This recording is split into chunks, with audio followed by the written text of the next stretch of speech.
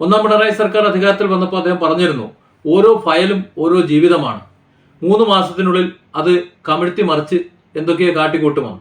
7.5 വർഷം കഴിഞ്ഞു, ഇതുവരെ അതിനൊരു തുമ്പുമായില്ല. പറഞ്ഞ വാക്ക് അദ്ദേഹത്തിന് ഓർമ്മയുണ്ടോ എന്നറിയില്ല. ഇതിനിടയിൽ ബുദ്ധിമാന്ദ്യം സംഭവിച്ച ഒരാൾക്ക് കൊടുത്തിട്ടുള്ള ക്ഷേമ പെൻഷൻ പലപ്പോഴായി 1, 2, 3 ആയിരം രൂപ വീതം കൊടുത്തിട്ടുള്ള ആ എമൗണ്ട് 1.25 ലക്ഷം രൂപ തിരിച്ചടയ്ക്കാൻ വേണ്ടിയിട്ട് ഒരു ഉത്തരവിട്ടതും കണ്ടു. മറിയ ചേട്ടത്തിക്ക് 2 വീടും 1.5 ഏക്കർ സ്ഥലവും അതുപോലെ അമേരിക്കയിലും കാനഡയിലും 2 മക്കളെയും സമ്മാനിച്ചുകൊണ്ട് കോടീശ്വരിയാക്കി മാറ്റിയ കഥകളും നമ്മൾ കണ്ടു. അവരൊക്കെ പ്രതികരിച്ചപ്പോൾ അവരെയൊക്കെ ശത്രുക്കളാക്കി, CPM-നെ ശത്രുക്കളാക്കി അവഗണിക്കുന്നതും അവഹേളിക്കുന്നതും നമ്മൾ കണ്ടു. ഇവിടെ ഈ പാപ്പച്ചൻ, അദ്ദേഹം ജീവിക്കാൻ നിവൃത്തിയില്ലാതെ, മരുന്ന് വാങ്ങാൻ നിവൃത്തിയില്ലാതെ കഴിഞ്ഞ കുറച്ച് നാളുകളായി അദ്ദേഹം ഒറ്റയാൾ സമരത്തിൽ ആയിരുന്നു.